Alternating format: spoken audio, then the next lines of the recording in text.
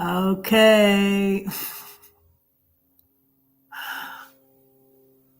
I had to adjust the thing. That was so annoying. So the start live was not on my screen and I had to scroll over. So I don't know why it's like that. Weird, weird, weird, weird. Okay. But anyways, I figured it out. I figured it out. Goodness. I just swam. That's why my hair is wet. That's why I'm late. And but I'm here. Um so I'm Redheaded Riding Hood, red for short. Uh oh, and speaking of short, let me show you the short that tells you about me. Um I'll show you. Because I have a new short.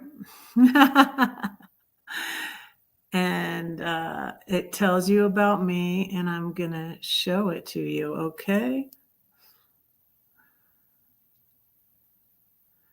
I could probably put it in here and then I can play it, but I haven't done that yet, so let me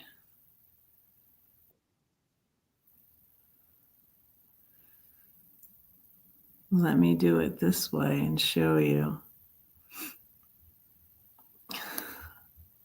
So my whole screen is not showing up.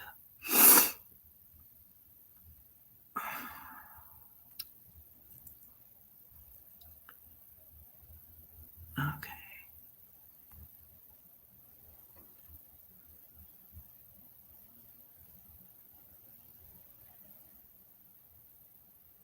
Ha ha ha. Wait. Is it going? It's not. Wait. Clicked on the wrong one.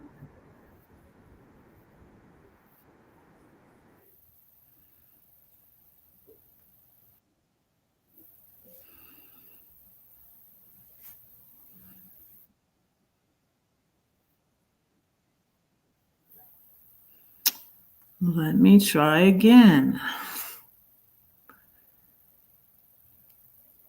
I figured out how to do this. I did.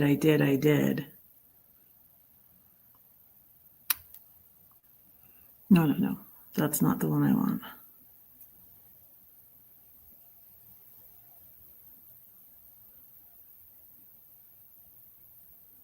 Hmm.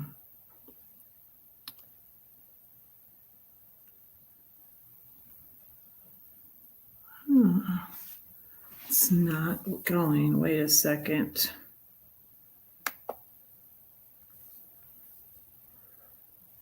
Left Georgia. I sold my house. I paid off all my debt and my car. And I went to St. Louis, Missouri. Well, I was on the Illinois side, honestly, where my friend lived.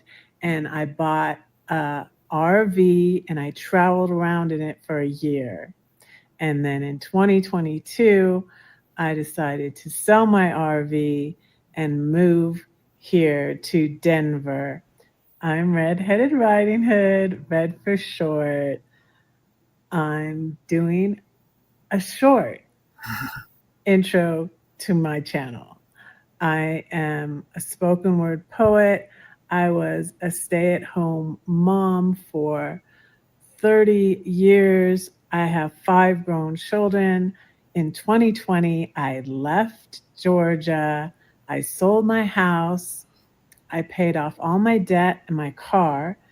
And I went to St. Louis, Missouri. Well, I was on the Illinois side, honestly, where my friend lived. And I bought a RV and I traveled around in it for a year. And then in 2022, I decided to sell my RV and move here to Denver. I Stop it.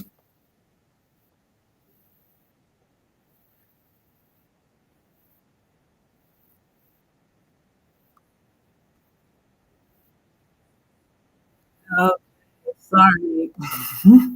There you go. There you go. There you go. There you go. All right, y'all. So red swallows are called flames. So I'm going to light the candle.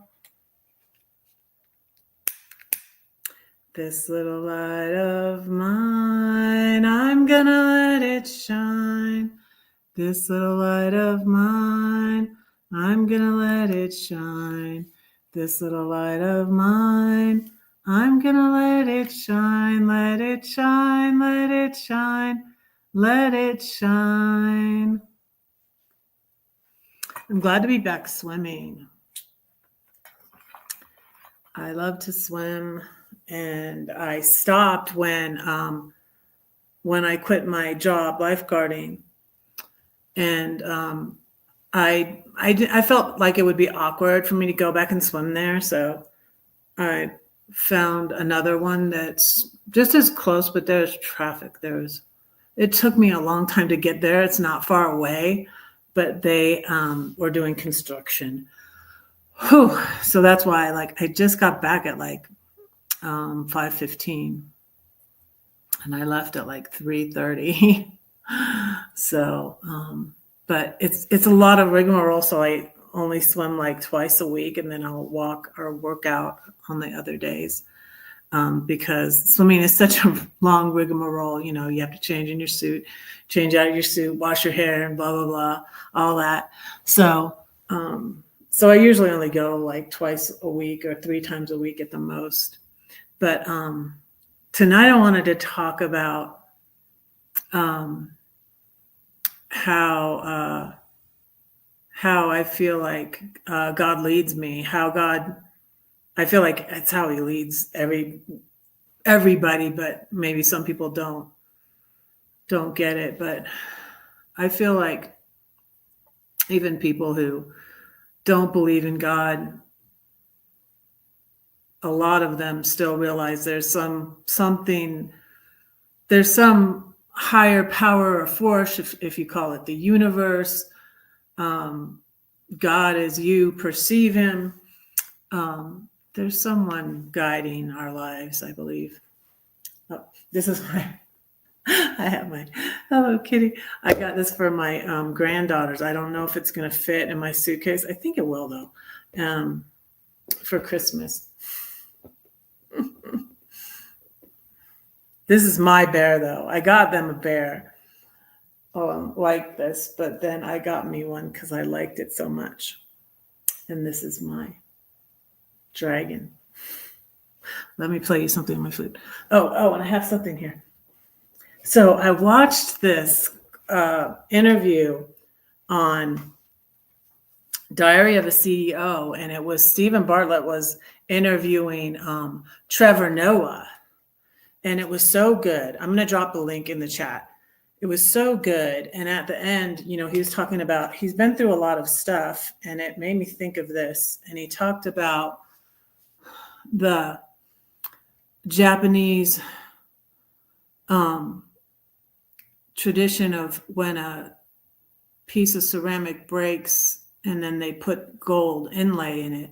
Well, this is not that. This is the same sort of thing. Back in, I'm trying to think of what year it was. My youngest was cleaning out our laundry room in the big house before I moved out. So it must have been, I moved out of my ex's house in 2016.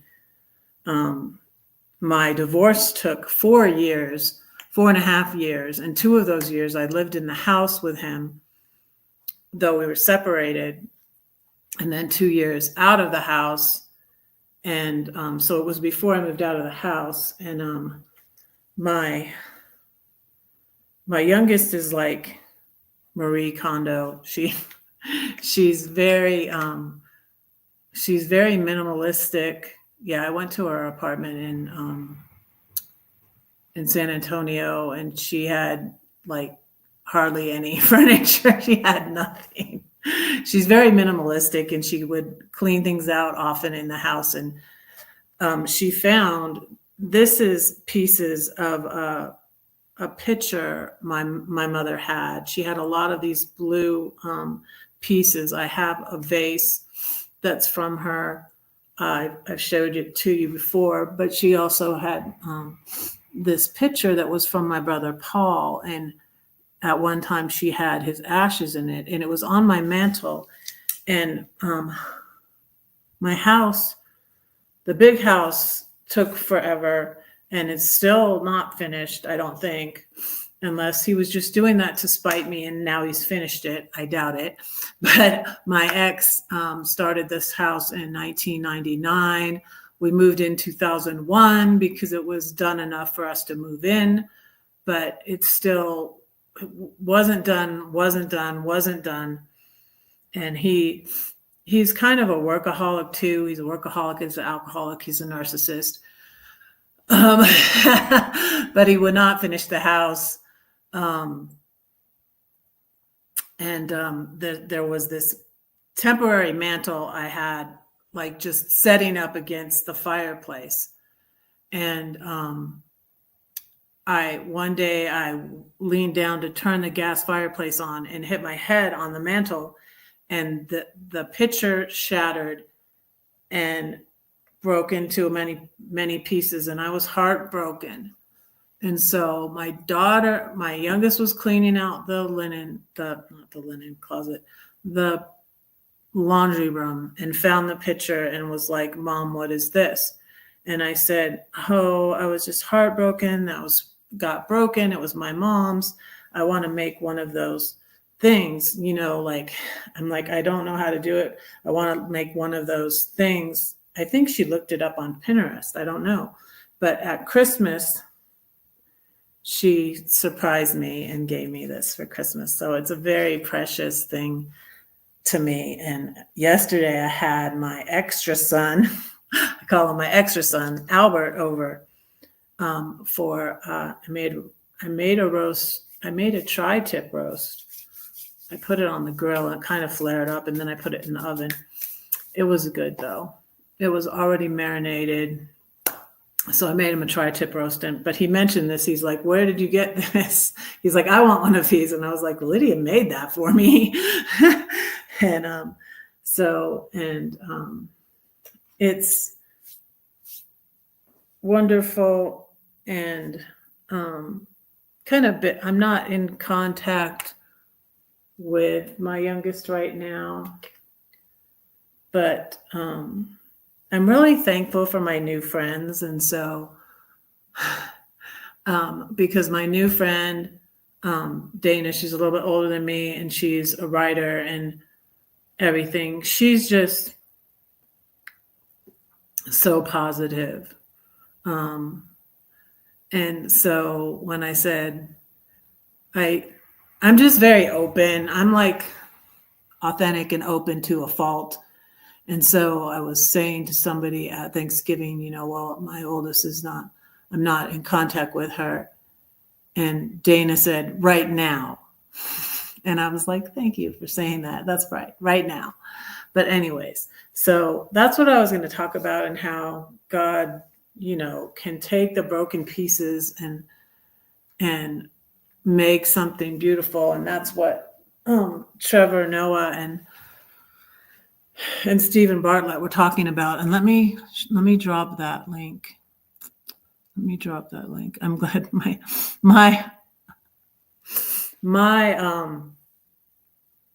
short is still going. So it was Trevor Noah on Diary of a CAO, and I wasn't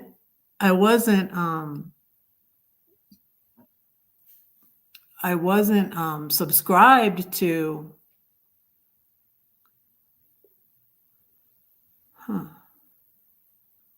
I wasn't subscribed to Trevor Noah's I called this thing What Now? Trevor Noah's podcast is called What Now? That's why I called it that. Because I just thought it was such a good it was such a wonderful story that Trevor Noah has. And I didn't know it until I watched this. I mean, I knew some of it. I knew he was born in South Africa before apartheid. And so, but this YouTube video caught my eye because he said my depression was linked to ADHD.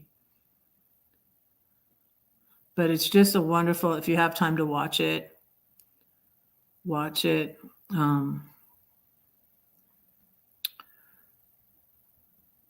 And I'll drop it in the link. I'm going to share it on my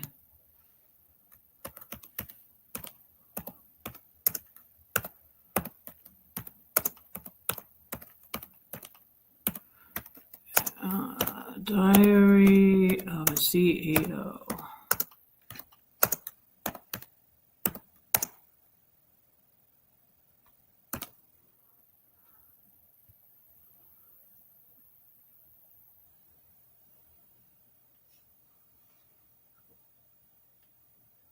So it's really good. I'm going to share it. I'm going to share it on my community tab too.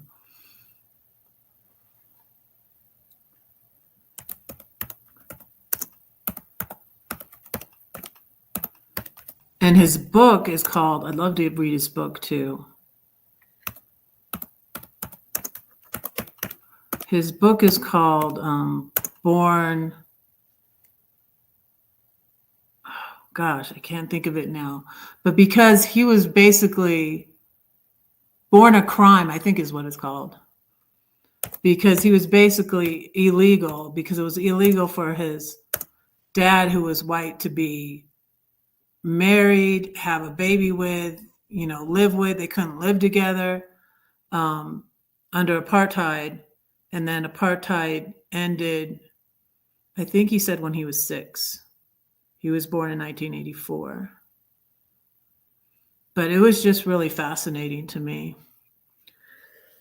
And it kind of ties into how God leads us. It was a fascinating story about how his mom got involved with his stepdad, and there was domestic abuse, and then his stepdad ended up shooting his mom in the head, but she lived, and it was like miraculous. It went like, and his mom was very religious, was Christian, was a very religious person. And it's all very fascinating. I want to read his book now. Let me look up the exact name of this book. Trevor Noah's book. Born a Crime, that's what it's called.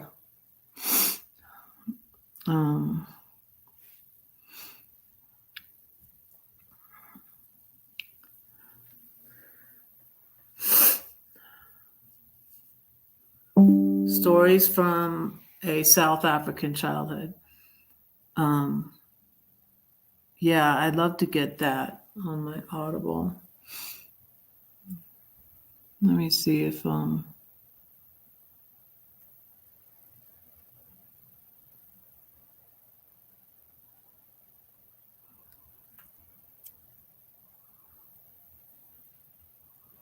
let's see if this link will work. So is anybody out there tonight? Where is everybody? Everybody busy for Christmas? Here's a link to the book. Tell me if that works. Let me see. I can check if it works. Let me go over here and see.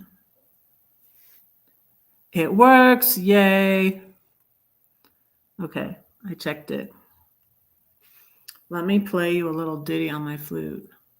I need to get this thing smaller so it doesn't fit on my screen. I don't know why.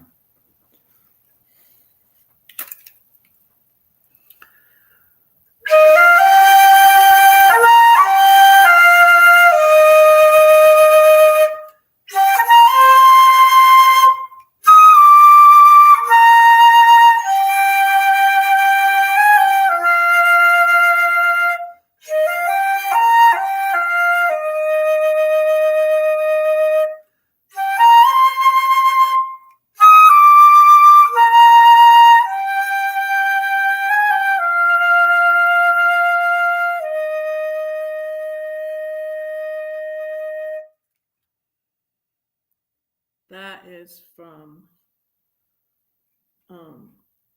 The Hobbit. That is from The Hobbit. This is my eagle. I had an eagle like this that was my mom's, and I gave it to somebody when I downsized. And then I saw this. This was at this castle I visited in Portugal. And I'm like, oh my goodness, I've got to get this. So now it is a souvenir from Portugal. My eagle. My mom's, all the little things from my mom would talk, and but the eagle didn't talk anymore.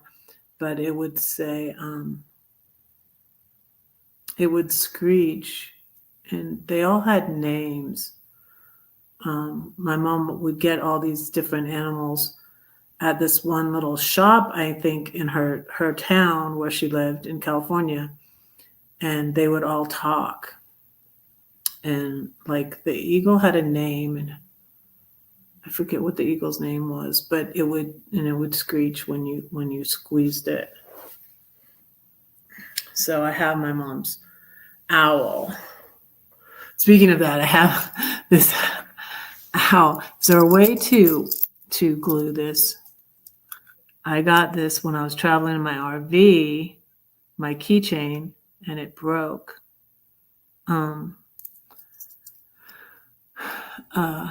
I need to see if there's a way to glue his head back on because I love owls. They remind me of my mom.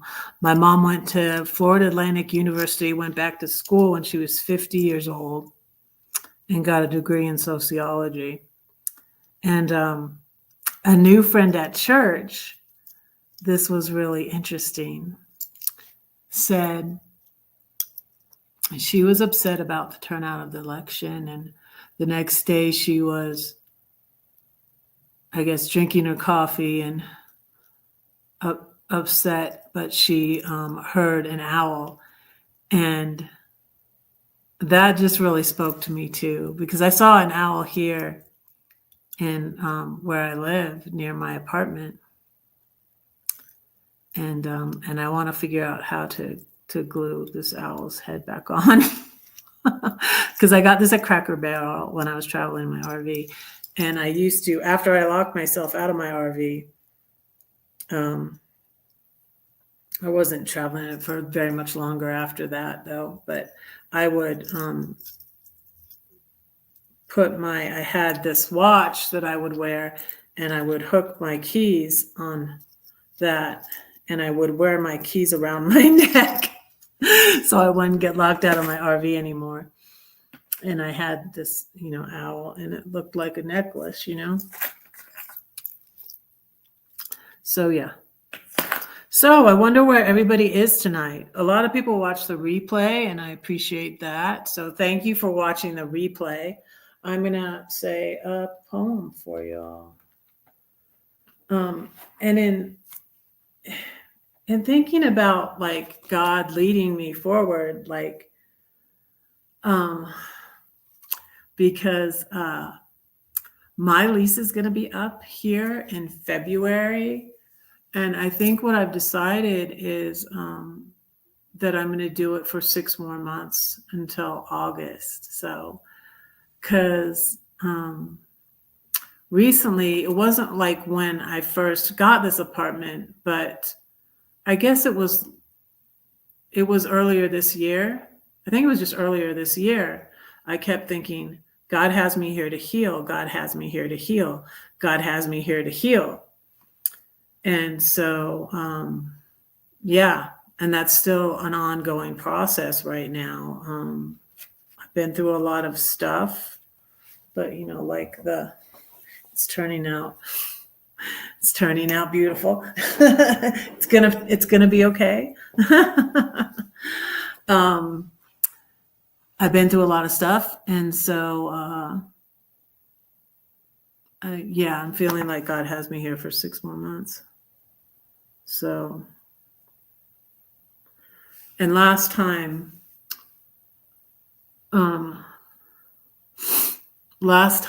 they were renewing it, I was going to do it for 6 more months, and I even had them change it. But then I said, no, I'll go with the first offer, and decided to stay, do another year lease because it was a little cheaper. So, but this time I'm going to do 6 months from February till August. And so, and I'm excited about that. My daughter in Philly has said that I could, that it would be nice for me to live near her. That's still a possibility, but it's not going to be in February. So I'm still going to be here longer, and I don't know when it will be, but or when I'll buy a place. It's like I have so many, and that's why I chose this subject tonight, because I have so many. And I was talking to Albert about it yesterday. I was just like, I just don't feel like it's time yet for me to go to Philly, and I don't feel like ready. I don't really. The draw is my grandbabies. That's Lily. That's the real draw, my daughter and my grandbabies. But I really like it here in Denver. And now I just made new friends and switched churches again and found a church I really like. But I really liked, to be fair, I did really like Cherry Creek when I started going there, and then the Sanctuary when I started going there. But this one is very different. And so I really, really like this church. I really, really like it. And I started, yesterday was the 1st. It's December. I haven't put up my tree yet. I'm not sure if I'm going to put it up. I think I am.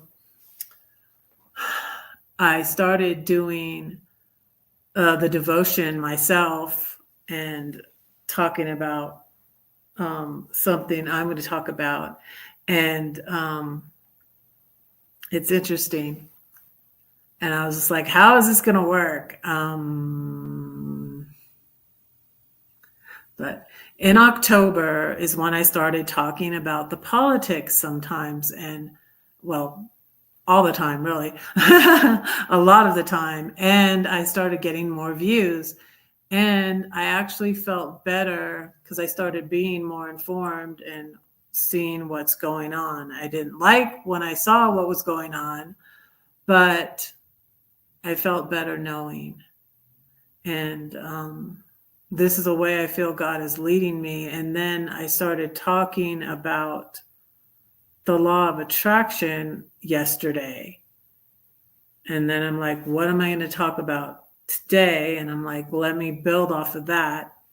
And I'm like, how is this going? What is my channel? I've had other YouTubers say, like, what's your niche? What's your niche? What's your niche? I'm like, leave me alone. My niche is whatever. But it is good to have focus. And I'm like, blah, all over the place.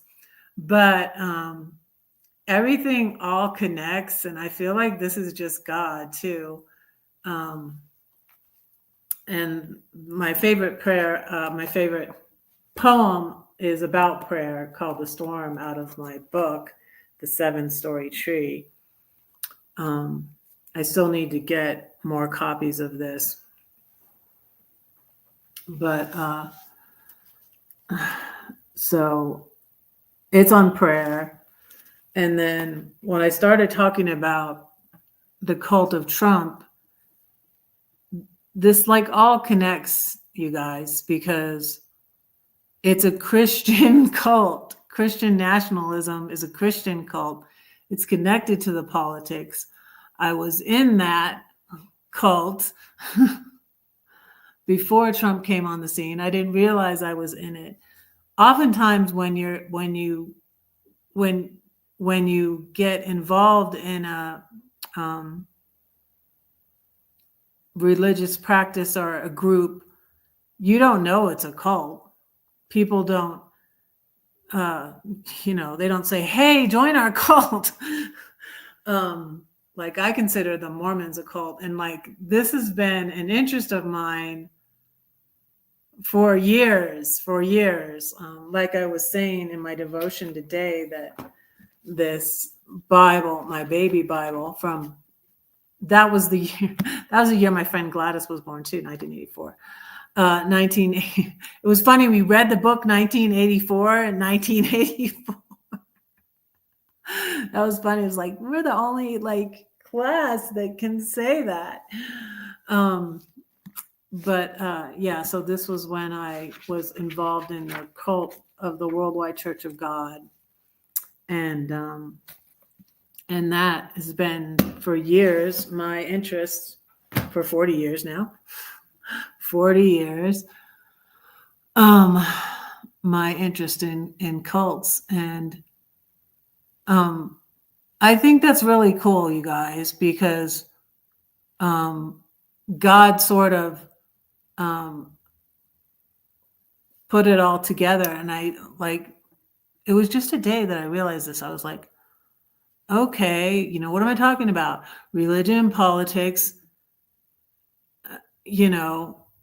and the Christian nationalism, they're the ones that got Trump elected. And it's sadly, it's a cult. And so I think tomorrow in my devotion, I'll talk about, how important is the truth, how damaging are lies. Very, very damaging, very damaging. So anyways, that's and I'm going to say my storm poem again. It's in this book. Let me tell you too. If you want a copy of this book, you can PayPal, Venmo, Cash App me any amount. Please, at least $5. That will help me send it to you. But you can donate any amount.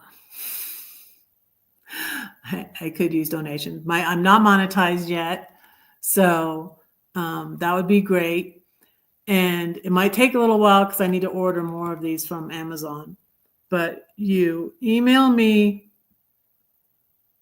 your snail mail address to redheadedridinghood@gmail.com, and I will send you a copy of this book. Send me a little bit more. I will send it out of the country. If you're out of the country, I've sent it to Canada. I've sent it to the Philippines. I've sent it to the UK. So just send me a little bit more for postage, and I will send it to you anywhere in the world.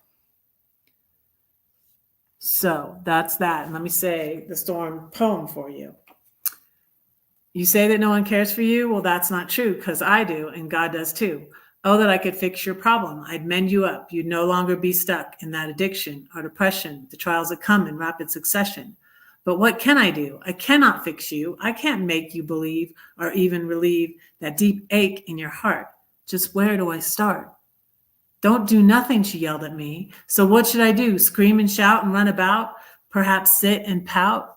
No, I'll fight a war upon my knees. In quietness and confidence shall be my strength. He keeps my prayers and my tears. Perhaps the overflow makes the rain to water all the pain upon the earth. I'll thank him for this thorn. I'll praise him even when I'm worn, because he carries me through the storm. He walks to me on the tempest sea. The rain brings life back to my dying tree.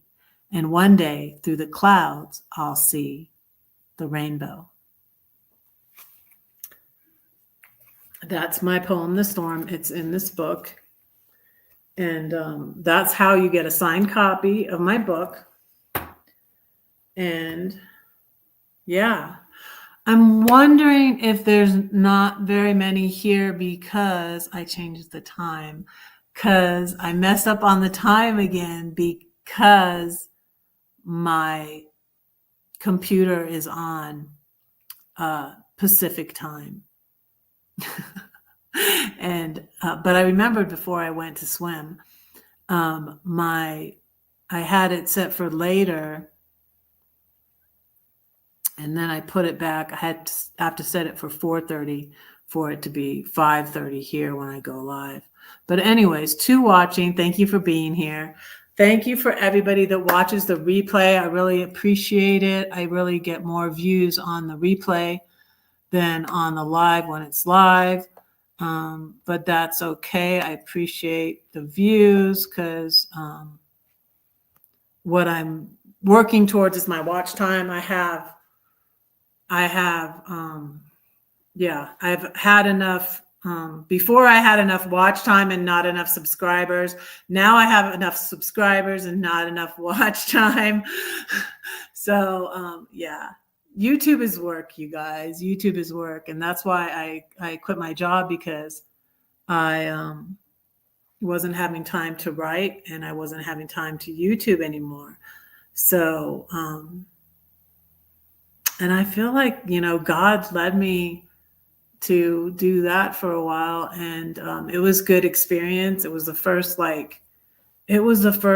regular job, like quote unquote regular job I've had in like 30 years, because I wasn't able to get one before COVID.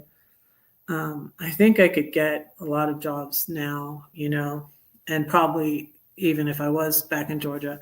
But in Georgia, after 30 years of being out of the workforce, I had a hard time finding a job, and I wanted to go into something different.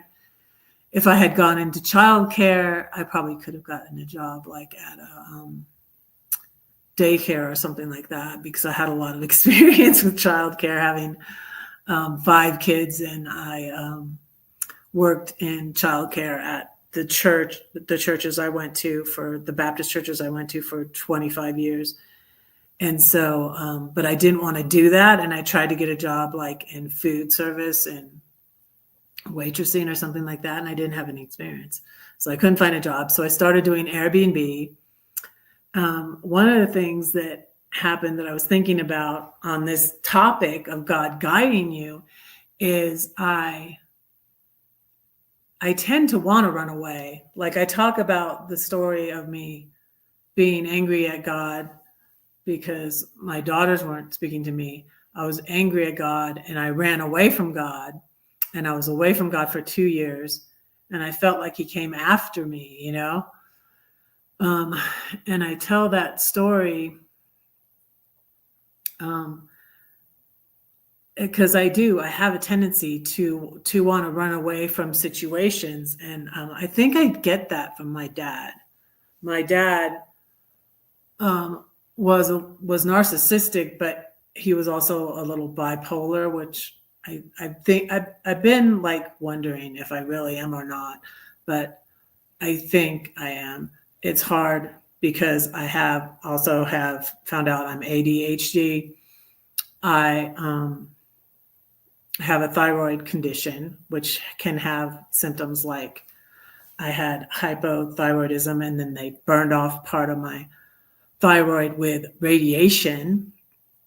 And then I have to be on a synthroid, or now I'm on pig thyroid for the rest of my life to balance my hormones and stuff out. So I have a lot of stuff going on. But anyways, I tend to run away from things. My dad would, when he would go into sort of a manic state, would want a divorce from my mom. And then he went across the country, and he was in North Carolina, and we were going to move there. And like my older brothers always had issues, and that is why I thought my parents weren't religious enough, and that's why I went, very conservative and ended up in the Baptist church. And I ended up in Georgia because instead of moving to North Carolina, my dad moved us all the way across the country to Boca Raton, Florida, from Los Angeles area. And I have 6 older siblings. I could say had, but I feel like they're still here. They're still here, but they're in heaven. My 4 brothers have passed away. And there's 3 of us left. And I am the youngest. And so only I was 12 and my brother was 15, moved with my mom and dad across the country. And it was like he was running away. And I remember one time the last time he did it, I got so mad at him. I got onto him and my mom had him talk to me. And, I was like, don't do this anymore. But also the last time he did it was in 94. He went off, and that time they were in Texas, because after Boca Raton, they moved to Texas in 84, 85. They waited until I graduated high school, thankfully. My brother was mad because he was trying to finish at Florida Atlantic University, where my mom went. And, it was going to be harder. He was going to have to get a dorm room, but they helped him. And he finished at FAU and stayed in the dorms. But, then they moved to Texas. And so my mom was like, he's running away. So before it was time, I was trying to move. I tried to move to Nashville, Tennessee. I was like, okay, it's not too far away. It's like 4 hours from here. And I've always had the thought I want to turn some of my poems into songs. I even have had musicians offer to help me, and I said no, because I am a musician, but I've never wrote a song before. But I would like to put some of my poems and make them into songs. And that is how people who write music do it, is with poetry and then add music to it, or I don't know. You can do it either way, I guess. I don't know what comes first usually, but with me, I have the poems already, and I'd like to put them to music. But so I was thinking of moving to Nashville, Tennessee, and so I go up there and I try to get an apartment. They didn't have a job. I even applied for a job at a restaurant up there too. I couldn't get an apartment because I didn't have proof of income. And it was ridiculous. And it was before my divorce. It really wouldn't have worked. It wasn't the time yet, and that's the way I feel like right now with moving. I don't feel like it's time for me to move. And I feel like, I'm here in this apartment to heal. And Albert said that, and this is probably a good idea, but I don't know if it'll be that way for me, but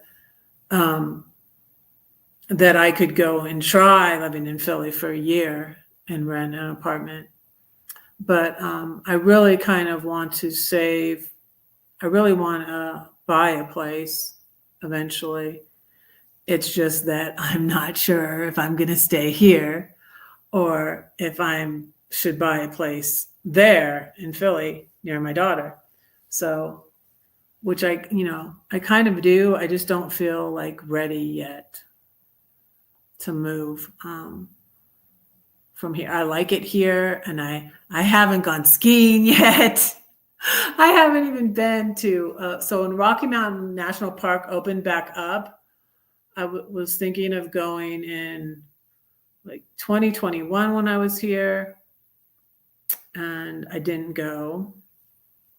I was here in 2020 when I first set out in my RV in November, over Thanksgiving.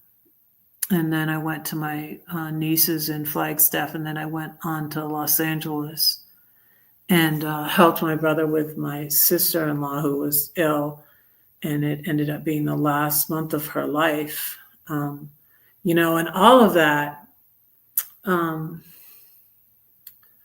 there's like hymns like "He leadeth me, He leadeth me, He leadeth me," and all the way my Savior leads me, and like all of that stuff. I look back and I'm like, he was always leading me, and how things worked out, and that I ended up spending the month living on my brother's property in my RV, and it was the last month of Joyce's life. So I was very grateful for that. And I had thought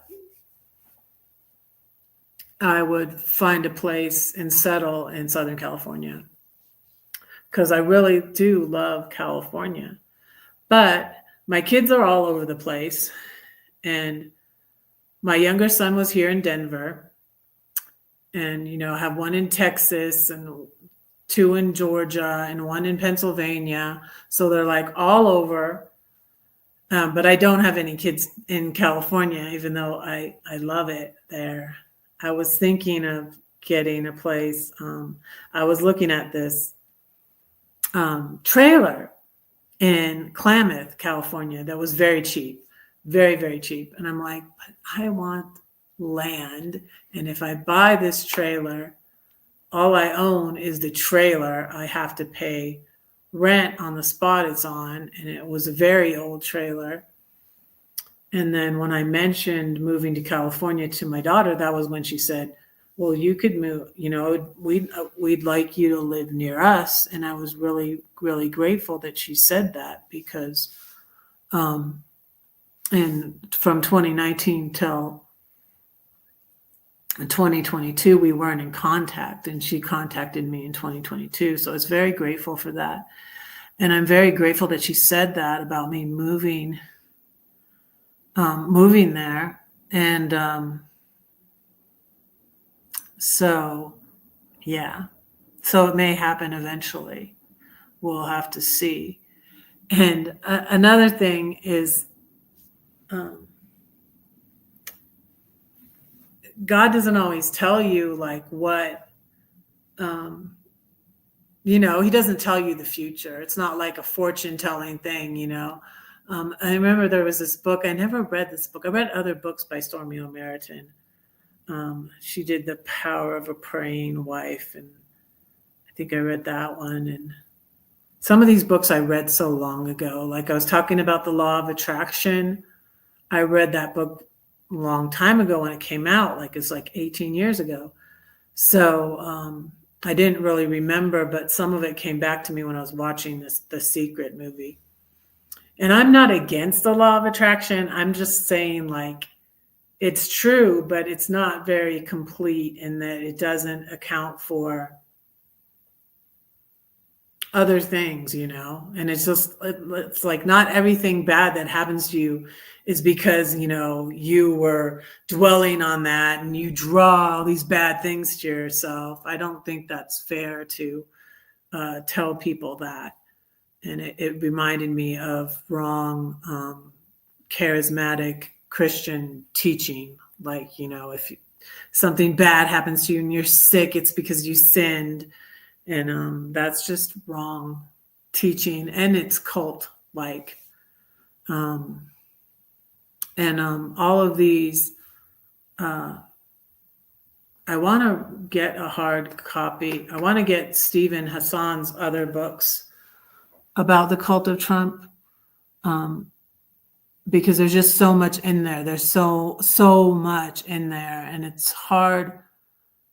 It's easier for me in a way to listen to a book because I go walk and I just listen to it.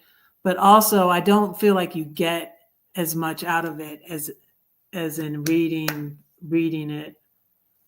I feel like you get more out of it. But I love to get Stephen Hassan's other books, and I want to share with you his website. And it's the author. He used to be in a cult himself. He was in what was he in? Not the Hare Krishnas. He was in Sun Young Moon's cult, the Moonies. He was in the Moonies. That's it. That's what they're called, the Moonies.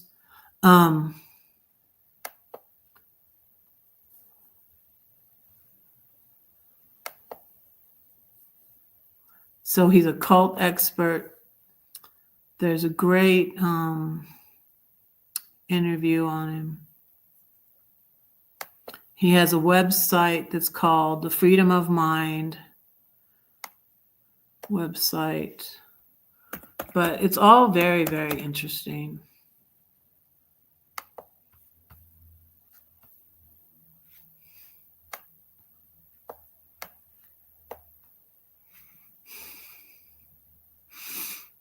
It's like I keep on having to move over my StreamYard is not, and that's why I couldn't find the go live button, because it was out of the range of my computer. I had to wipe it over.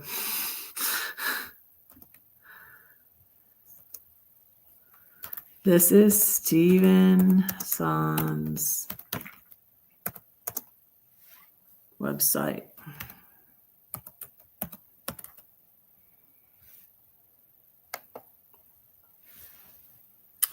But anyways, that is what's going on with me. So where is everybody tonight? I wonder if y'all thought that I was going live later.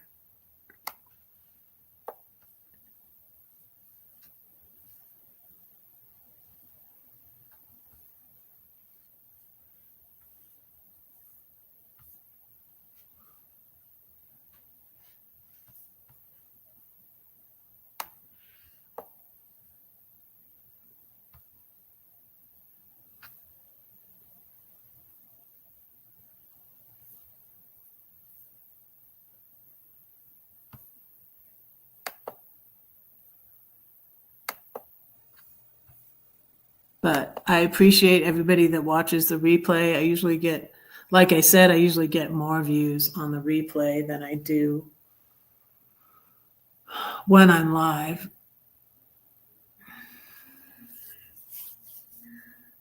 So that's a thing. That's a thing that Joyce Meyer talks about, is opening and closing doors. So when it was 2015, when I was trying to move, and I was still in my ex's house then too, and I was trying to move to Nashville, and it didn't work out. And I had somebody, a friend, someone, which you shouldn't rent to a friend. That was the first problem. It ended up being a problem in the house, the smaller house. So I had that rented out. And then when I ended up moving out of my ex's house in 2016. I had to get that person out of my house. And it was difficult, but it was time. And I moved out of my ex's house in 2016. It was a very hard time. And like, this is the first time when I moved in here that I was living alone, and I was happy to be living alone. Because in 2016, I moved into our smaller house, and we weren't divorced yet, and I got thrust into empty nest syndrome. We still had my middle daughter had just left and joined the Army, and she got married that year in 2016.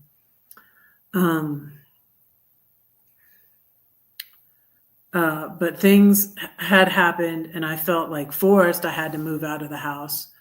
And then I was thrust completely into, empty nest syndrome. And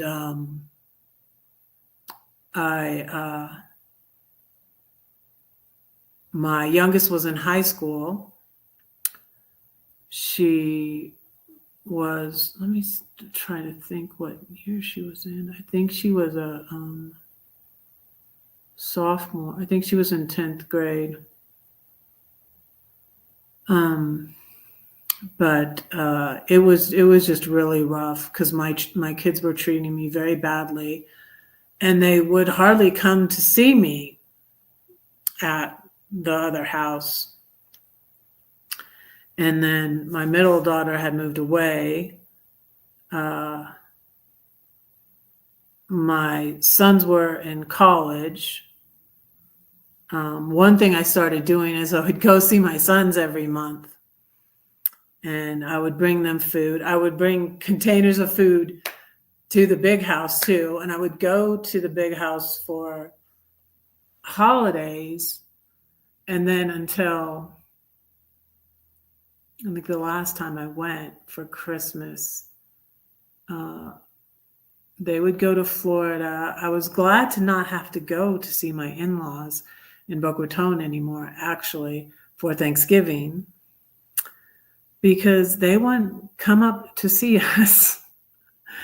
And it was just kind of annoying to me. My parents were a little bit older than his parents are still living. My parents now are both deceased, but my parents came all the way from California to Georgia to see the house that my ex built, and his own parents didn't come just from Florida up to Georgia to see the house that he built. And so that was a sore spot with me, but every year he pretty much made us go. And I was glad to not have to do that, but I would still go to my ex's for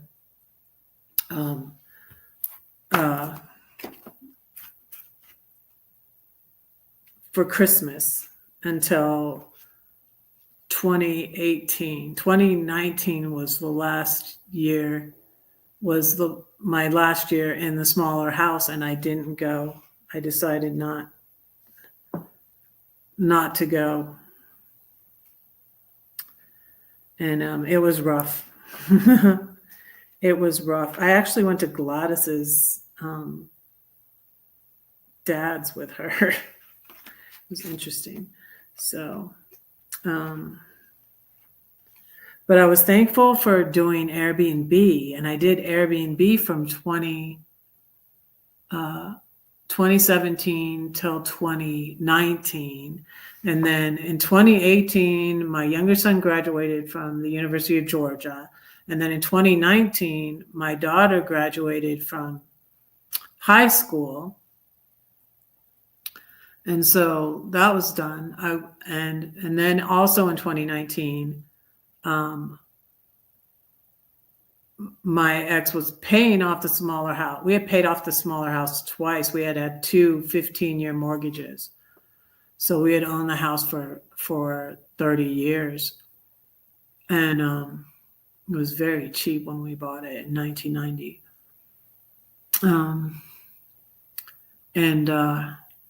So we had paid it off twice. The house was paid off, and my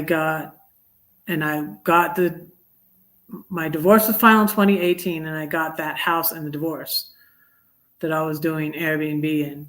And so it was paid off. So I'm like, I'm going to sell this and just leave Georgia because my kids were still treating me badly. And I wasn't, my son, after he graduated college in 2019, he moved here to Denver.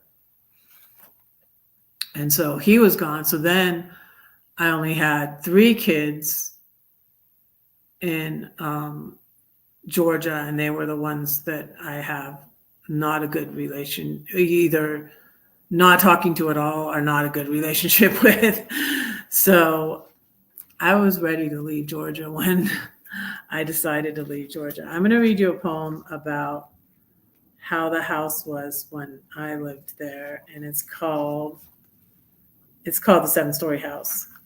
The book is called The 7-Story Tree because my last name is Story, and there were 7 of us. And that my middle daughter, when she was little, did this drawing of my 5 kids, and that's me, and that's my ex. And the tree, and I'm like, that's perfect, okay? The 7-story tree, because my last name is Story. And the tree is the tree in the Bible, and the tree in the family tree, and the tree in the Bible. Wait, not the one I was looking for. Let me read you the 7-story tree one.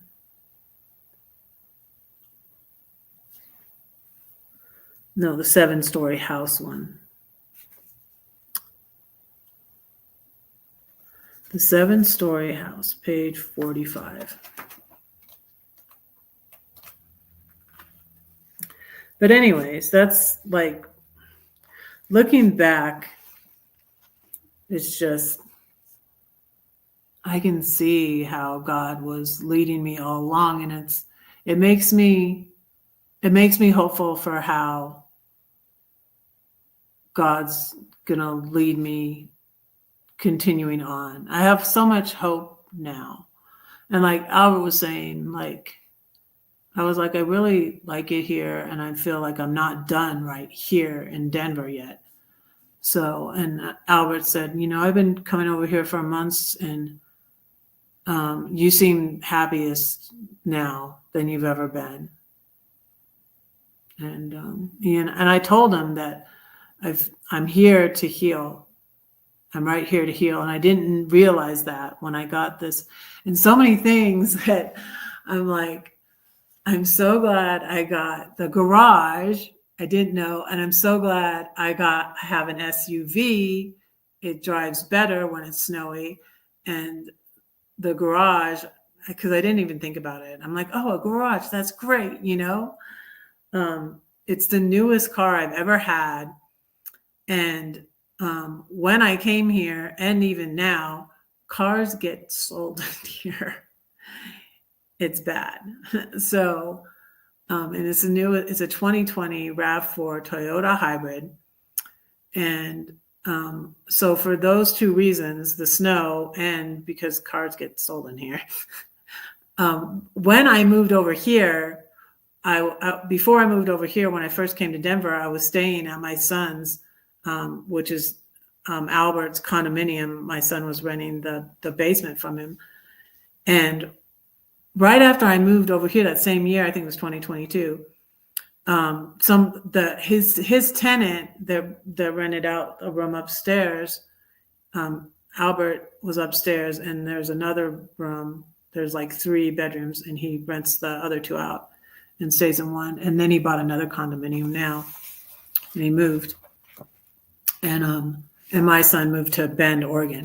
But he was here September, was it October? He was here to visit end of October. But anyways, so one of his tenants got their car stolen right out of that parking lot at the condominiums where I was staying. And I was like, whoa, yikes. So this is about, so I had Albert over to eat yesterday. And he was always like remembering, so he used to always come over and eat when we were in Georgia, because he's my younger son's childhood friend from grammar school back in Georgia. So, but this is about the big house. And the verse I have before it is, unless the Lord builds a house, they labor in vain who build it. Psalm 127, verse 1. The 7-story house. Come and go with me. It's a big, big house where all the kids play. It's the house that built us. We do loud really well. We is WII, like the game, like the video game. Hop on pop. That's a Dr. Seuss reference. Homeschool, homeschool. Homeschool. Homeschool. Get it? Pools, tools, parties, fools. Lightning laughter, conscience clear the morning after. Cribs, kids, cribs, coons in the cat food. Raccoons. Witches, ditches, pull up your britches. Hide and seek, don't you peek. Music, mayhem, magic. Murder in the dark. My kids love to play that game when they had people over. Soccer in the park. What's up, butts up. That's a game. What's the soccer ball? A soccer game. Don't fall, wall ball. Books, nooks, dirty looks. Dogs, frogs, hollow logs. Trees, fleas, prey on your knees. Games, trains, it's not lame. Camping, glamping, now we're revamping. Super moms, Sunday suppers, dad's best barbecue. God's here, so have no fear. Love, let go, forgive, forget, have no regret. It will always be, in my memory, a place for friends and family. I do kind of have a different, I feel like we all have regrets, but I don't think we should dwell on them. I think we should ask forgiveness for what we feel we did wrong. And if we need to, I often read the one about the 12 steps and make amends if we need to. I've been thinking about that lately also. Here's my Steps to Serenity poem. There's still no one here. What in the world, you guys? Okay, y'all are going to watch the replay, I guess. I've gone an hour and 7 minutes.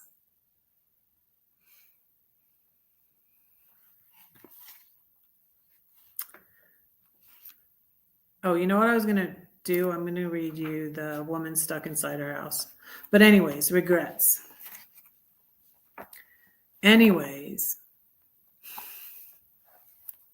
even though there's no one here, I still feel like, God is leading me on with the YouTube, and it's been an interesting journey.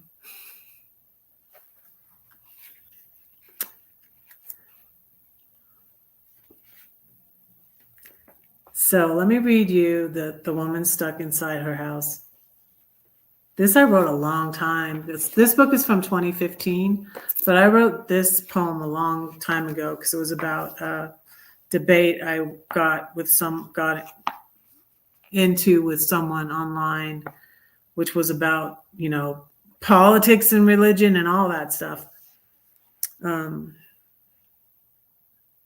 Therefore, you are inexcusable, O man, whoever you are who judge. For in whatever you judge another, you condemn yourself. For you who judge practice the same things. Romans 2, verse 1. The woman stuck inside her house. The woman stuck inside her house. Can someone please coax her out? She thinks she's free, but she's not. What is this? Just her sad lot? Peace and love, she says, is the way, but war and hate she speaks all day. The Beatles sang of Nowhere Man. This woman's also in his land.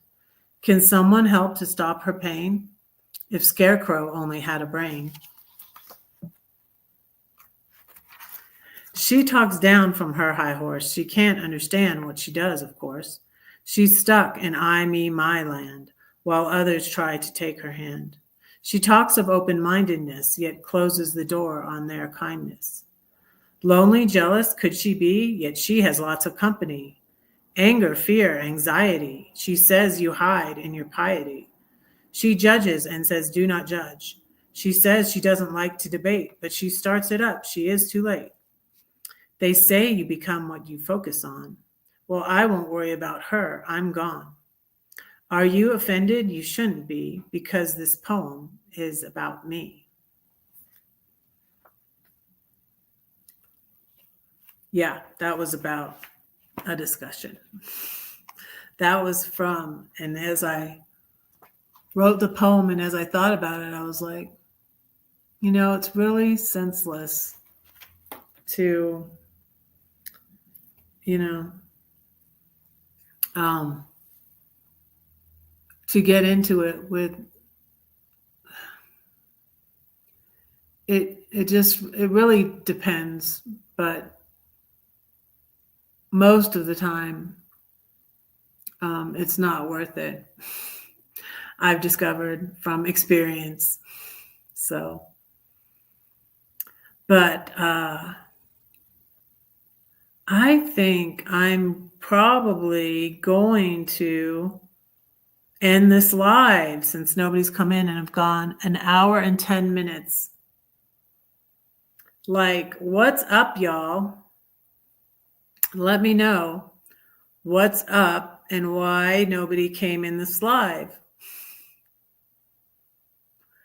But still, yeah, I'm happy and at peace because I feel like I'm right where I need to be at this time and doing what I need to be doing. So I don't know. Maybe I just need to do more videos and not as many lives. I did go from I was going live Monday, Wednesday, and Friday to now I'm doing Monday and Friday. So I may go to doing, some people don't go live at all, like a new channel I found, Becoming Me, that's very interesting, where she was talking about the law of attraction. That's why I was interested in it again. And I was like, I remember something about this. So that's what got me thinking about the law of attraction again. But, I'd heard a lot about it. I'll drop that link to that channel. But I'm going to pray and let you all go since there's nobody here.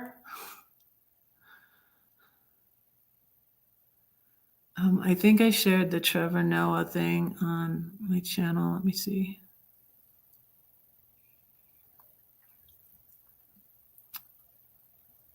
Yeah, I did.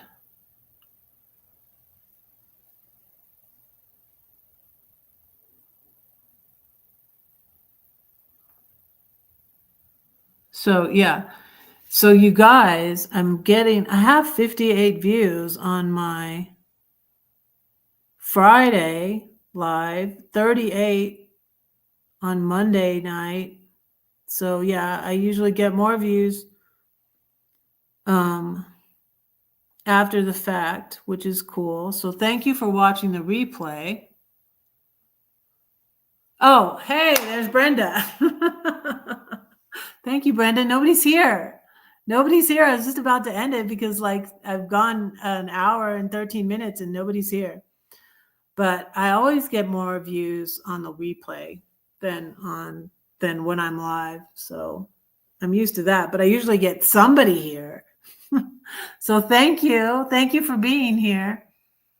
Thank you for being here, Brenda. Yes, watch the replay. I was talking about a very good, I watched Diary of a CEO. I brought myself some snacks over here.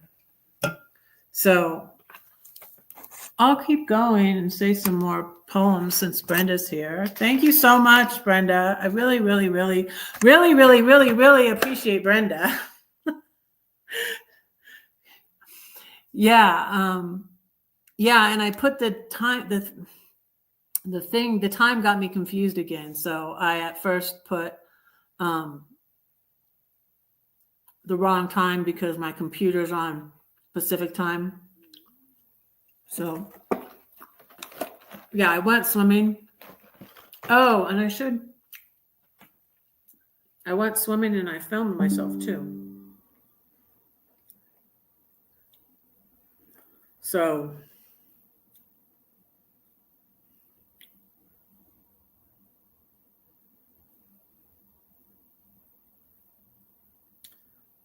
and I see that Lindy did an update. I put me some snacks over here because I knew I was going to be hungry eventually after swimming.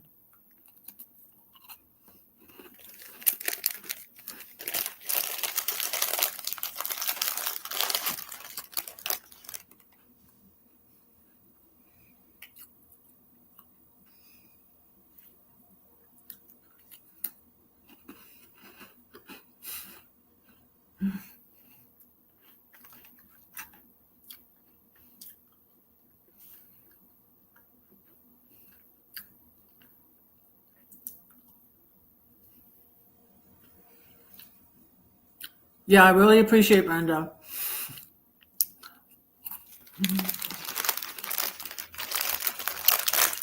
I haven't seen Anthony in a bit, too.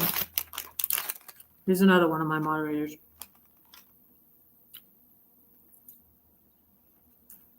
But I'm pressing on with everything. I was talking about how I feel like God was always leading me, even when, because I was away from God when I left Georgia in 2020, but I felt like that was a plan God gave me, and I felt like everything worked out because God was behind it all, you know? Because when the pandemic hit, I was like,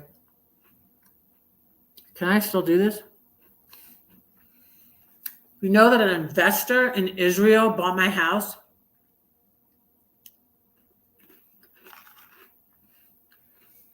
And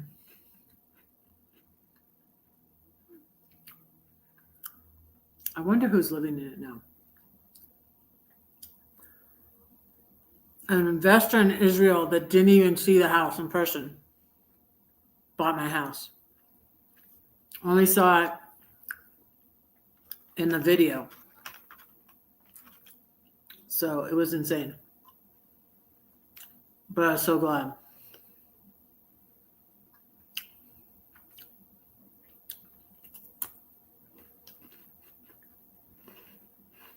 Dan, hi. How are you?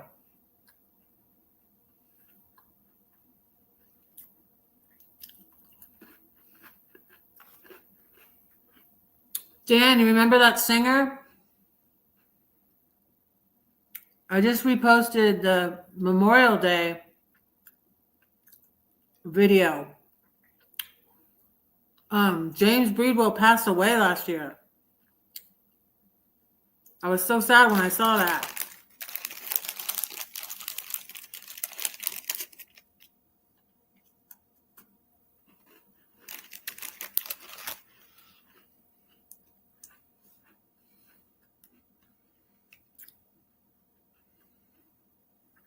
I'm doing good. How are you?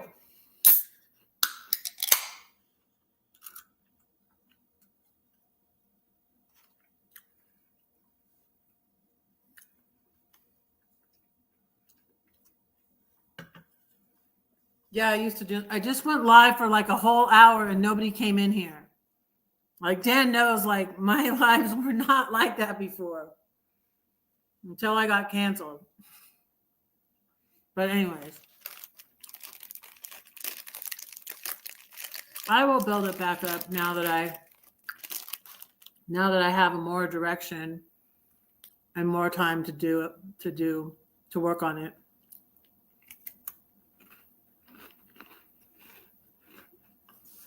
I'm probably going to start doing a poetry short every day that I don't go live. So like Tuesday, Wednesday, Thursday, Saturday. Maybe I'll do one for Sunday on Saturday.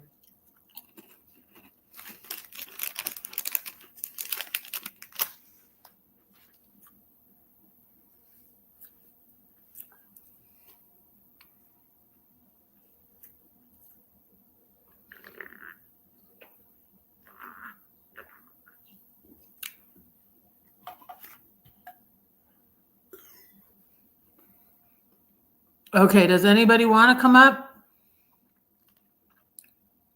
Let me do that since That's what I used to do before. So I wouldn't even have, like, I would hardly ever have anything planned to about my lives. I mean, sometimes I would, but anyways, I'll drop the link.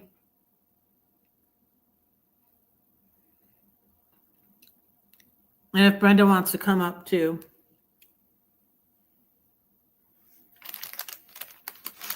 Oh my goodness, you had surgery? My friend Lindy just had open heart surgery.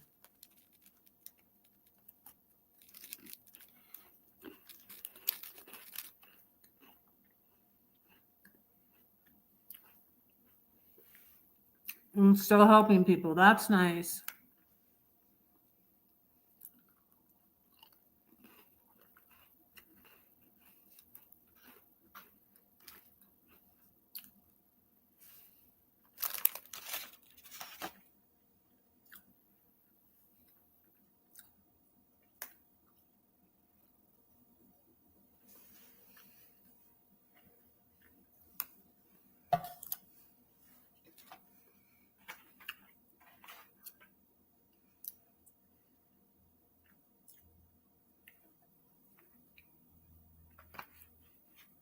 Triple and 3 stents.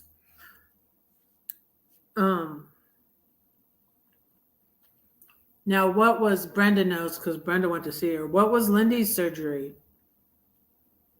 Oh, here's Judy. Hi, Judy. Yeah, it is Cyber Monday, isn't it?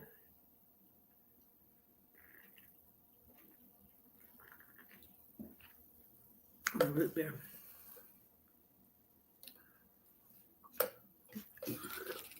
So I found a different pool to swim at because I felt awkward going to swim where I used to work at. And it's a bigger, better facility. It has 2 pools. It has, yeah, like, well, actually there's like 3 pools, I think, because there's a therapy pool. How are you, Judy? Thank you for being here. Is that where everybody is? Everybody's shopping because it's Cyber Monday? I didn't even think of that. I did not even think of that. But that is true. But I had good views on Friday, on Black Friday. But I didn't think of that it's Cyber Monday. I also have some pistachios. But yeah, our friend Lindy just had heart surgery also.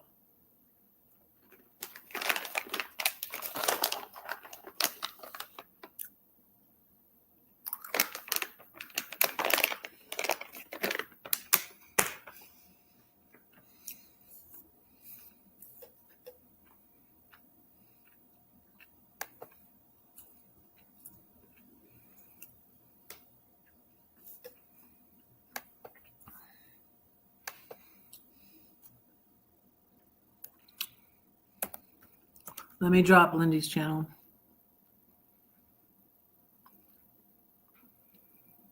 She has just posted an update that I haven't watched yet. But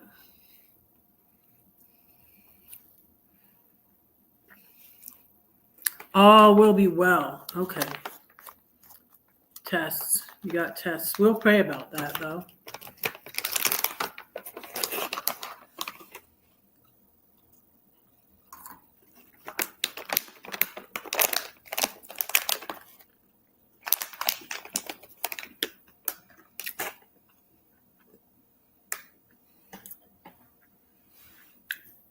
Yeah, because you usually work evenings, right? You work the swing shift.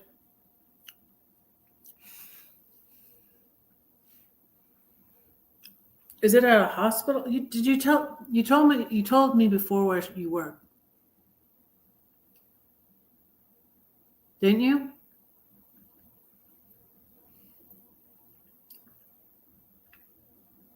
Or maybe you didn't. But you told me you worked swing shift.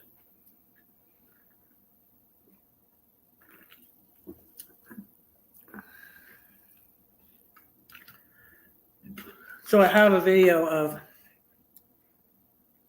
my swim. I think I was going to shorten it though.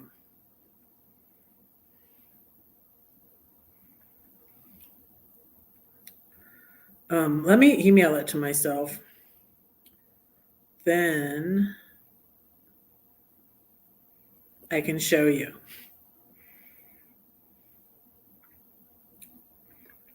Wait. To go in the email. I'm still like every day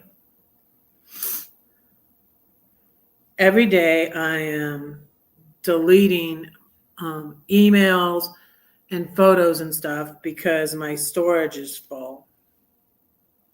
And they're wanting me to buy more.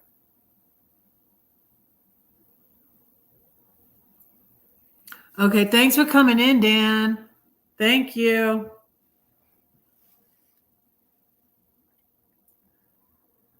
Um,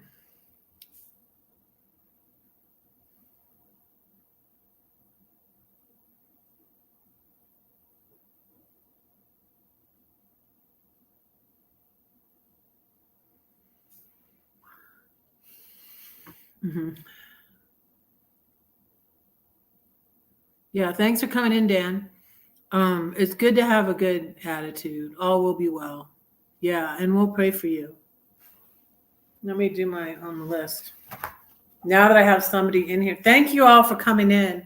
I was about to stop because I didn't have anybody in here at all. So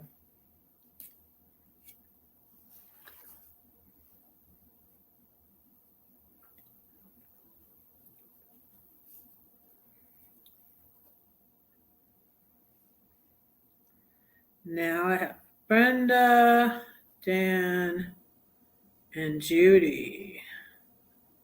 Thank you. Thank you all for being here.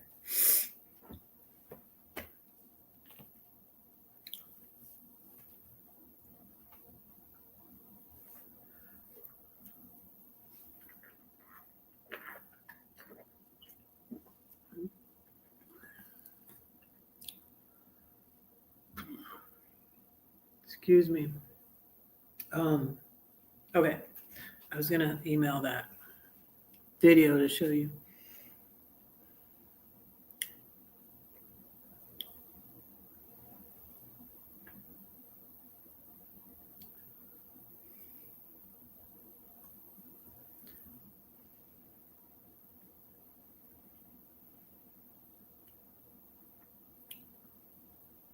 I probably will put this as a short when I edit it down because it's over a minute. Just like 4 seconds over a minute.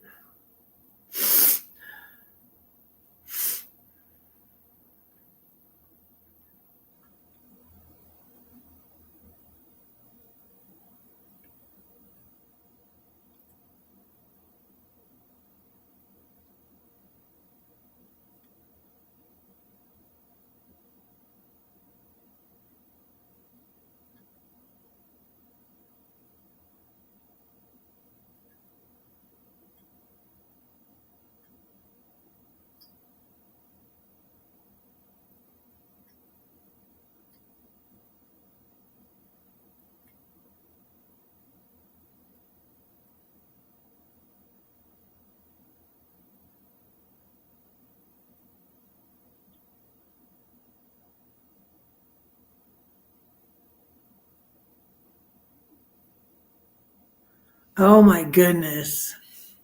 I got a crazy email.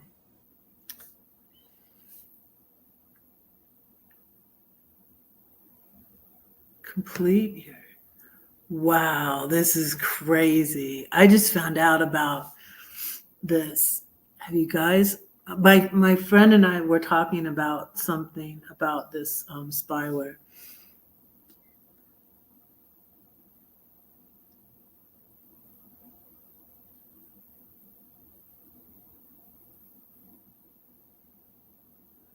Oh, this is crazy.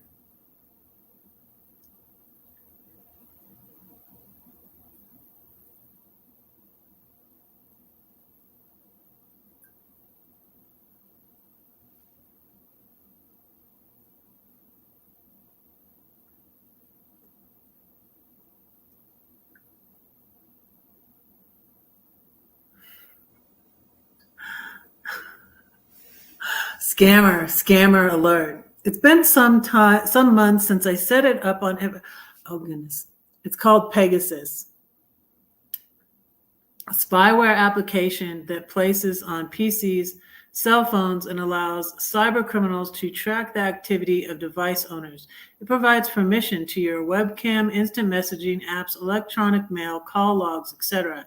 It functions well on Windows, Android, iOS. I suppose you already understood where I'm getting at. This person is trying to blackmail me, saying they've been spying on me. Hi, thanks. I'm not, no, I'm not falling for your bullshit. Yeah. It's been some months since I set it up on every of your machines because you were not quite choosy about what hyperlinks to select on the internet. They're spying on me. Oh my gosh. During this time, I've gained knowledge about every aspect of your intimate life.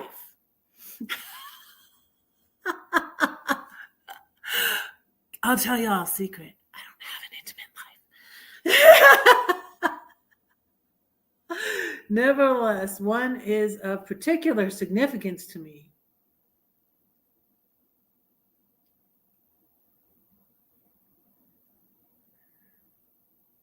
Oh my goodness.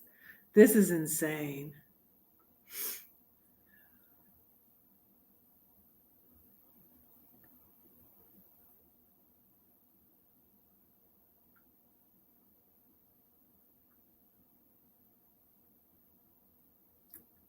Oh my goodness. This is crazy, you guys.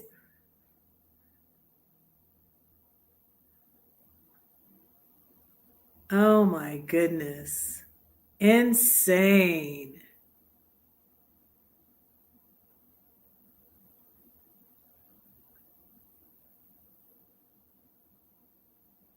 Also, don't forget that the virtual currencies are anonymous, so it is difficult to identify me using these provided addresses. This is insane, you guys. Oh my goodness.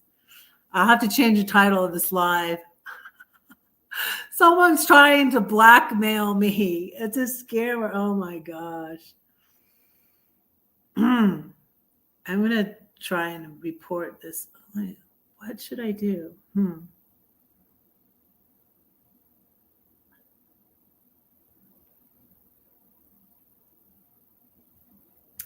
I will. This is insane, you guys. Oh my goodness, it's a scammer. When did I get this email?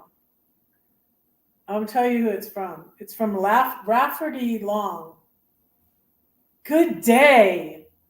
Do not miss your unsettled payment. Complete your debt payment now.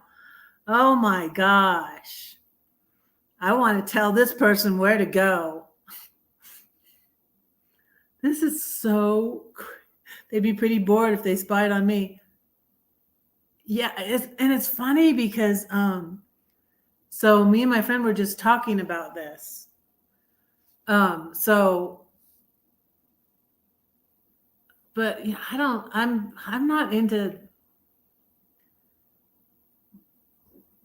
into a lot of conspiracy theories and stuff like that, but this is like hilarious.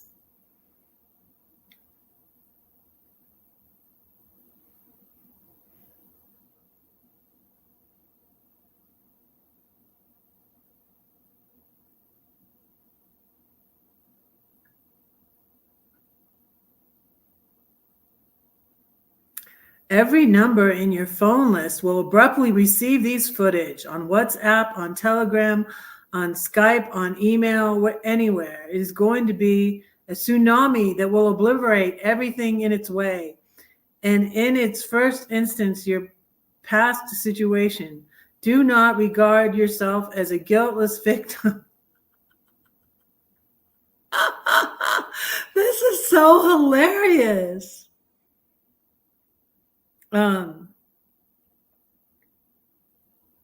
Well, I don't think that I respond to the email, they'll get it, but I don't think I'm going to respond to it. I'm going to probably block them. But this is hilarious. Oh, they want $12,000.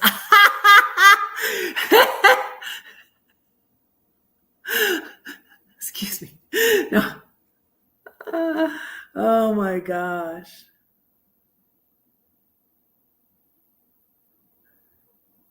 At the time that oh my goodness, this is so crazy. This is insane. So scam alert.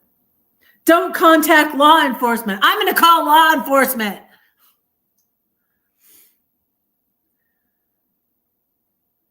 I am tracking all your activity.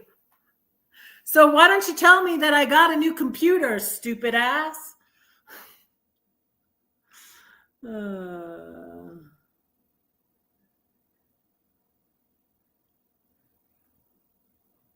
Good wishes, my unruly friend. You're not my friend, you stupid idiot. Several friendly suggestions from now on. Do not be so careless about your digital security. This is hilarious. This is so hilarious. Oh my goodness.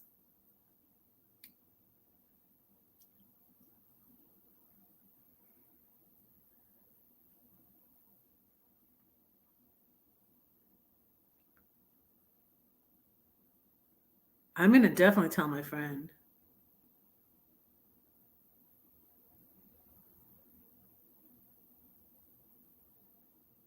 It came at this morning at 7:50 a.m.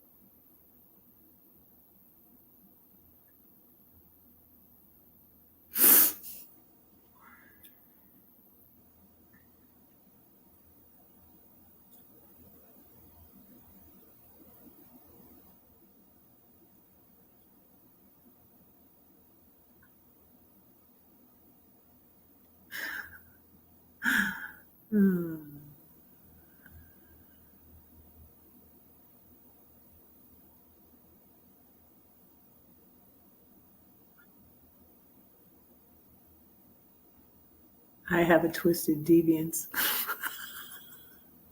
This is so hilarious. I mean, it's funny, but it's not funny. I hope nobody will fall for this.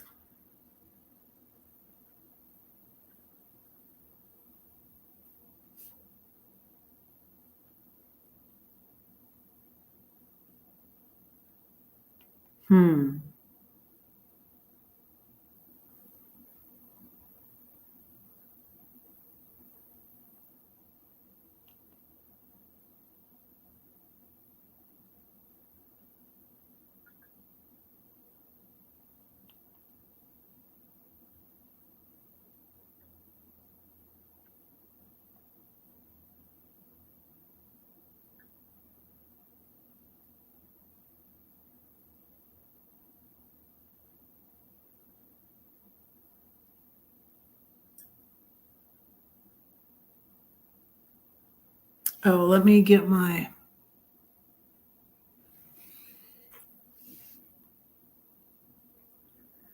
I'm going to. What will I do? I'm going to block it.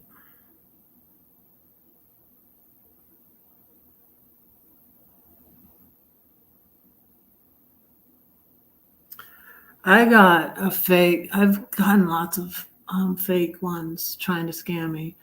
One time I fell for one from the post office. You know when they say we're trying to deliver you a package and we can't because blah blah blah, and click on this link, and then they try to get your information that way. And one time I clicked on it, and then I realized, and then I had to change a password or something like that. I forget. But then, and also there's the one where they say your Facebook, there's one where they say your Facebook is going to be deleted or something like that because you have something and they don't tell you what it is. And I'm like, that's why I'm like, okay, I'm gonna block them is what I'm gonna do.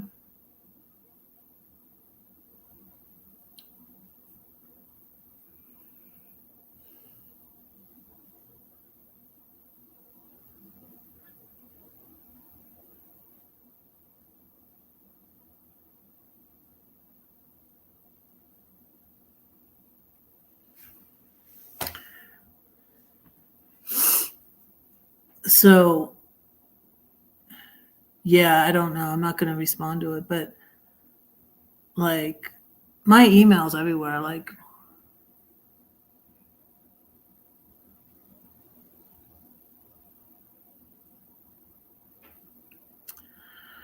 so boy. Interesting. Oh, let me show you the thing of me swimming. Hey Elsa, hi, how are you?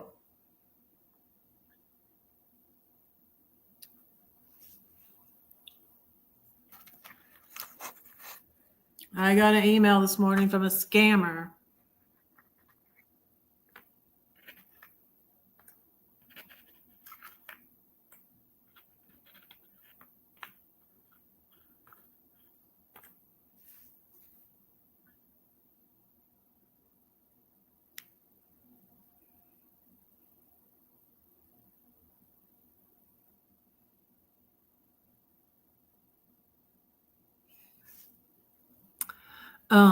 Let me I want to show you. I videoed myself swimming.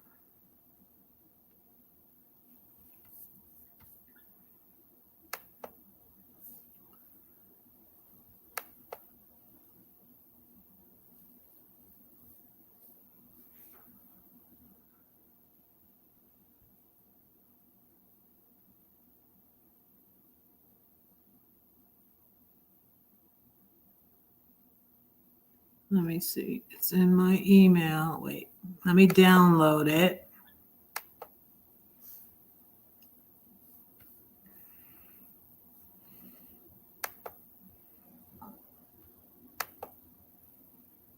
Okay. Here we go.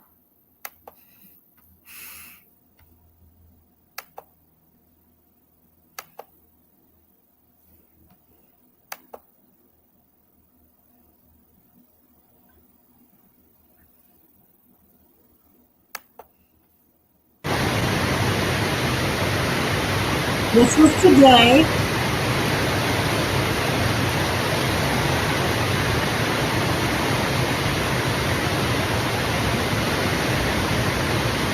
At the new pool that I'm going to.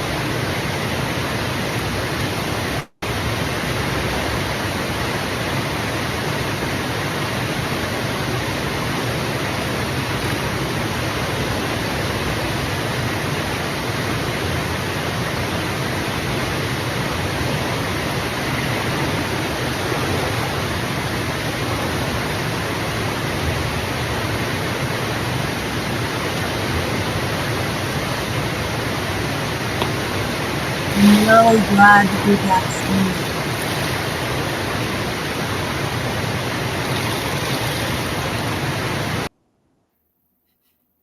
I'm really glad to be back swimming. I was hiking a lot when, and I was just like, I kept thinking like, I need to go back swimming. I need to go back swimming, but I don't want to go back to where I worked. It was going to be like weird, awkward, weird. And this is a better facility anyways. And it's just as close. The only thing was there's construction. So it did take me a long time to get there today, but it was because of that construction. Let me think of another poem to say, and then I'll probably let you guys go. Because, let's see, I've almost gone 2 hours. Yeah, I'm 8 watching, a lot more watching now. Thank you for watching.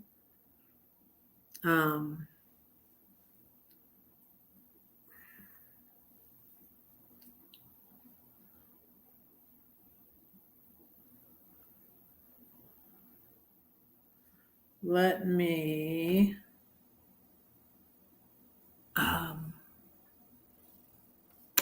go to my.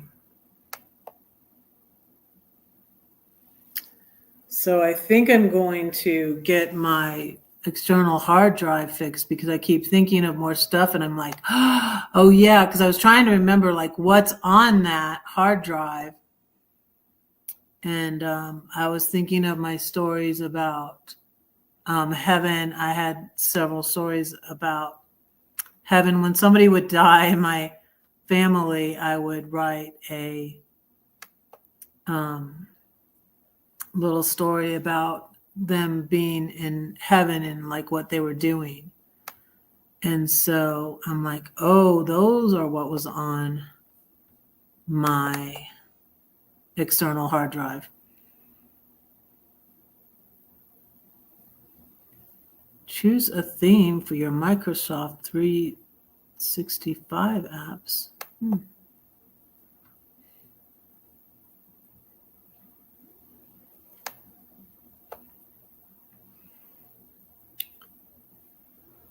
Okay. Let's see.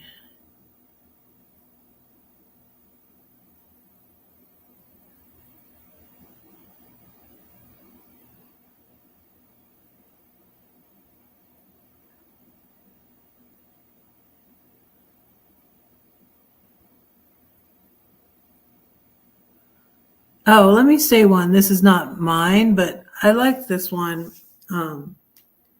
that was on a plaque that I had hanging in my daughter's room.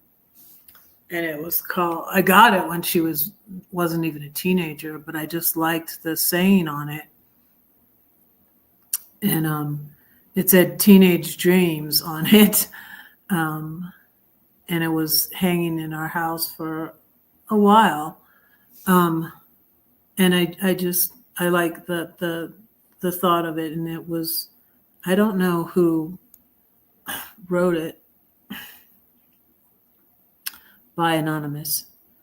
But it was on a plaque I had hanging in our house for many years.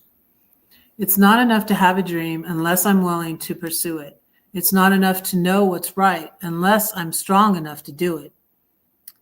It's not enough to join the crowd to be acknowledged and accepted. I must be true to my ideals, even if I'm left out and rejected. That's happened to me many times. It's not enough to learn the truth unless I also learn to live it. It's not enough to reach for love unless I care enough to give it. By Anonymous. I really like the sentiment of that.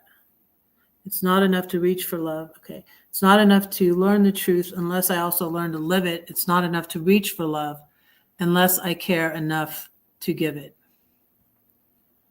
I really like that one.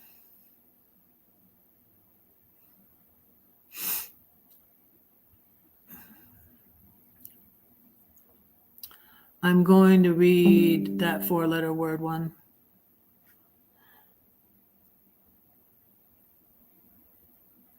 Oops. That 4-letter word. Love. It's never in vain, it all matters, no matter how small an act. A kind word, a smile, a hug, a cup of cold water. I have it in a photograph, a letter, a scrap of paper, a meal, a memory, a bowl of chili, chicken salad, peach ice cream, and red velvet cupcakes, chocolate and roses. It speaks your language. It's a gift, a movie, a lightsaber, a new hope. It's a verb, it's a noun, it's an adjective, it's profound. It's encouragement and motivation. It's harder than you thought, yet it makes everything easier. Like E.T., it phones home. It's more wonderful than you knew and worth everything you put in. It hangs on, it never quits, even if you let go of it. It can hurt sometimes, it can't stay mad. It works and tries, it bleeds and cries and doesn't lie. It apologizes,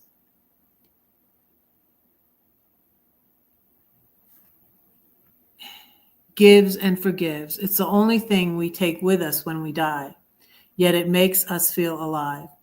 It always hopes, believes, trusts. It never fails, and even if you're away a while, it waits for you to come home.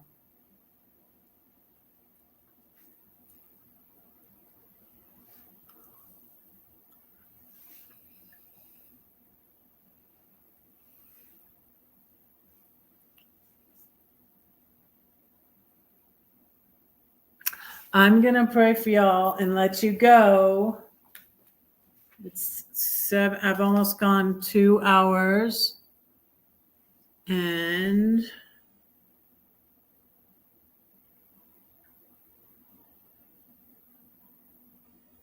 cold back bed. You woke up. Yeah, there was nobody here for over an hour, Elsa. And then I was about to end the live, and everybody came in. Well, I mean, Brenda came in, and then Dan came in, and then Judy came in, and then you came in. So I'm going to pray for you guys. And anyways, I'm doing good, and I'm going in a new direction on my channel, and I hope it's going to work. I think it's going to work. Yeah. So thank you all for being here. Thanks to everybody that's watching the replay. And I'm going to pray for y'all and let you go. Dear Lord, thank you for all these friends and followers. I pray that you bless them and be with them. Please continue to heal Dan from his surgery. Thank you for continuing to heal Lindy and be with her and keep her well and heal her from her surgery also. Thank you that Dan came in here, and Brenda and Judy and Elsa, and I pray you bless all of them and their family and their friends. Watch over them, protect them, Lord. Help us to be involved in our communities, in our state, and to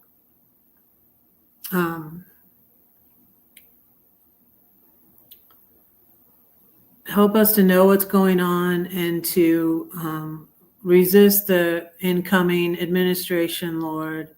And we just pray that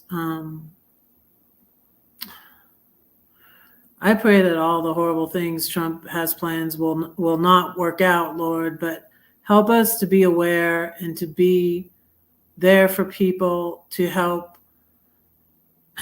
those that need help, and to be involved, to get involved in our local communities, and to resist this bad administration that's coming in, Lord. And thank you for my children and my grandchildren. I pray that you'd bless them, be with them, Lord. I pray that you would work in all our relationships, Lord. Thank you for all that I'm learning and how to more healthfully relate to my kids and get along with them, Lord. And I pray that that things will work out in my relationships with them, Lord. We pray for our country, and we pray for the world, Lord. We pray for the countries at war. We think of the people in the Middle East, Lord, and we pray that you would work there, Lord. And Our heart just goes out to them, Lord, and the people in Ukraine, and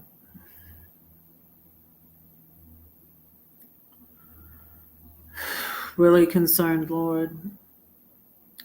So help us to stay aware and alert and in prayer, Lord. And thank you for blessing us.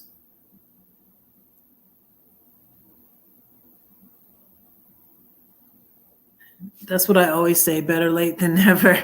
Yes, thank you so much for coming in. And I pray that everything goes well with Judy and her tests. Help her to remember that you love her, that you're with her, and that you're working out everything. I thank you for her great attitude, Lord. And thank you for guiding me, Lord, for all the things and for just putting together the chipped pieces of our lives and making something beautiful out of it. And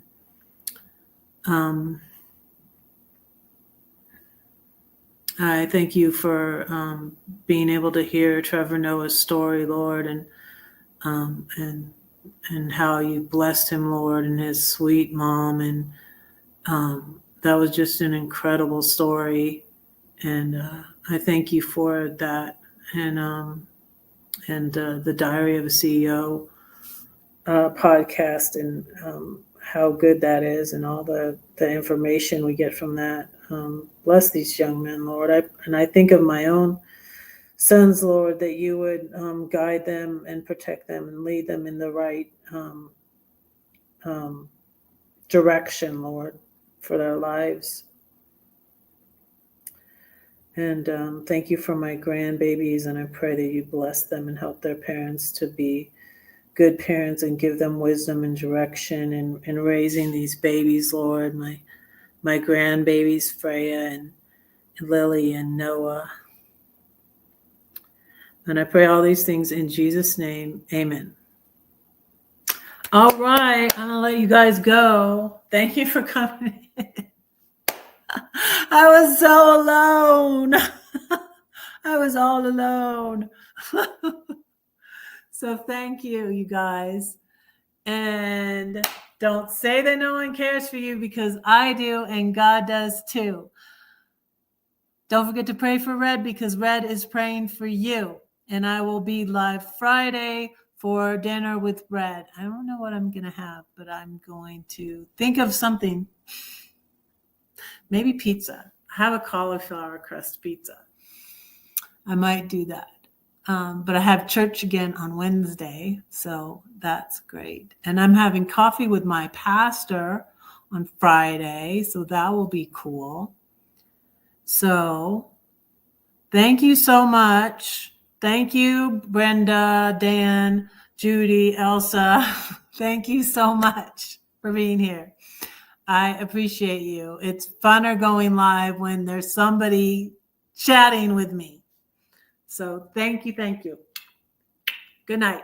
And I will see you next time. And I have to move my thing over so I can see the end stream button over here. Bye.